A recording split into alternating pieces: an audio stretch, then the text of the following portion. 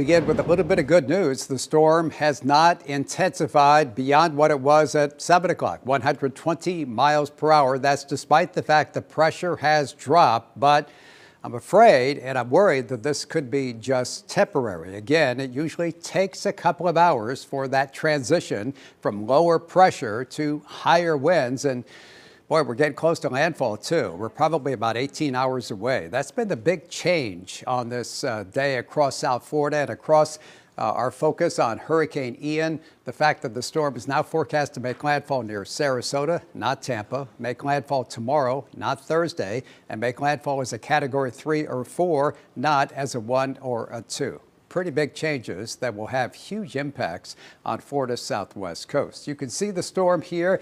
It's about 20 miles or so away from Dry Tortugas, the island, the key, if you will, just west of Key West. There's the eye of the storm.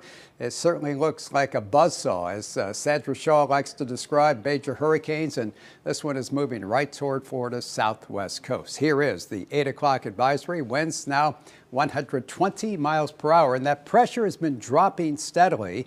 Again, at 5 o'clock, I think it was 952, so it's down 5 millibars, the same pressure as Hurricane Irma 5 years ago.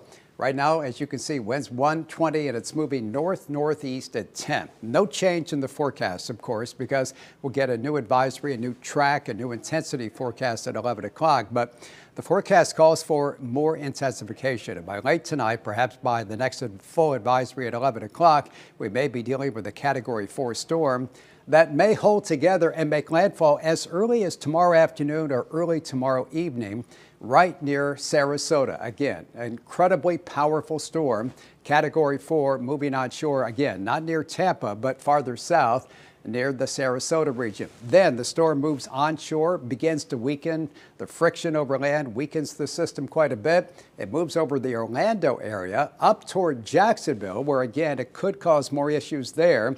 There's even some discussion in some of our computer models that it could redevelop offshore in that warm Gulf Stream waters and then head up the entire eastern seaboard down the road. At the moment, the Hurricane Center not predicting that. They're expecting, as you can see, a turn to the north and northwest and move perhaps into the Carolinas. And as Todd and Tiffany and Felicia have been pointing out, this could be one of the strongest hurricanes since, well, certainly since Hurricane Charlie back in 2004, Hurricane Donna back in 1960. You go all the way back to the 1921 hurricane that hit just north of Tampa. Hurricane warning in Okeechobee. Glenn's going to talk about that in just a second. Again, landfall near Sarasota. Landfall perhaps as a major hurricane.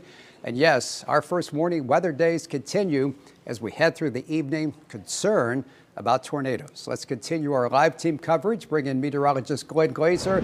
We've been watching that radar tonight, and it's active, isn't it? Yeah, we've been watching it very, very closely because those bands are really sweeping in now around Ian. We call them feeder bands because they help feed moisture into the storm. They look like giant arms of an octopus, tentacles, if you will. It's kind of swinging their way in toward the center of the storm. I think one thing that's really important when we do this kind of coverage for you, this continuous coverage of any major storm that's making its way toward Florida, is that we give you information that's easy to digest and also easy to retain, because we don't want to give you a bunch of information that you're just going to forget right away because it's overload. So what we're going to try to do here is piece through little bits of information that you can use. First, let's take a look at the hurricane warnings that are in effect. Pretty much the entire west coast of Florida, of course, and then over into Okeechobee County. We're on WSI 2 here. And let's zoom in on that and we'll take a close look at it there. So the hurricane warning in effect for Okeechobee County continues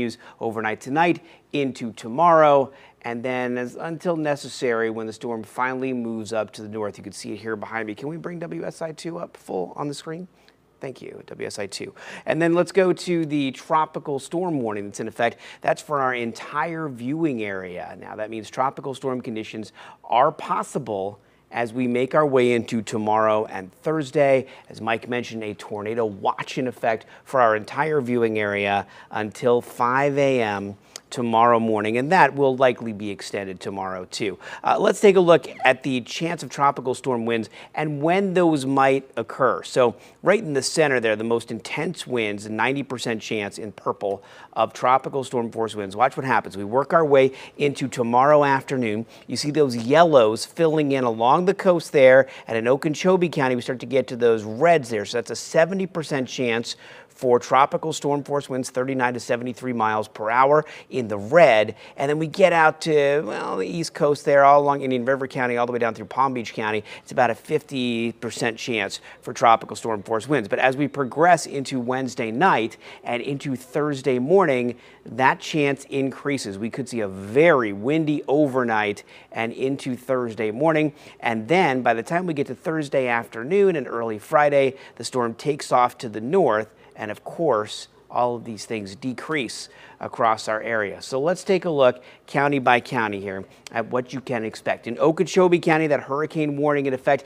that means we could see hurricane conditions there. Winds 74 miles per hour or higher.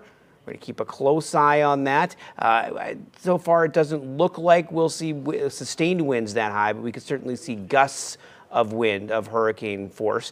We're looking at 4 to 6 inches of rain, and so heavy wind, heavy rain, and that threat for brief tornadoes. You'll see that in every one of these graphics here because that is a threat for our entire area as those rain bands circulate around the center of the storm. 4 to 6 inches of rain in Indian River County. Possible tropical storm force winds. The same goes for St. Lucie County, where we could also see a little bit more rainfall, 3 to 6 inches, maybe 7, if we get a long stream of moisture coming up out of the Caribbean all the way into South Florida. Quick spin up tornadoes, wind gusts 40 to 50 miles per hour. We're looking at Martin County with 3 to 6 inches of rain, brief tornadoes, strong wind gusts, and in Palm Beach County, we're already seeing quite a bit of rainfall, and we may start to see some tornadic activity a little bit sooner. We've already seen a few tornado warnings in Palm Beach County. It's possible that's going to pick up here over the next few hours and overnight tonight. Localized flooding a possibility, and of course, tropical storm force winds. So all of these things are things that we are watching. We are posting them online. We're doing a lot of social media right now. If you want to check us out on Instagram or Facebook or Twitter, we're trying to keep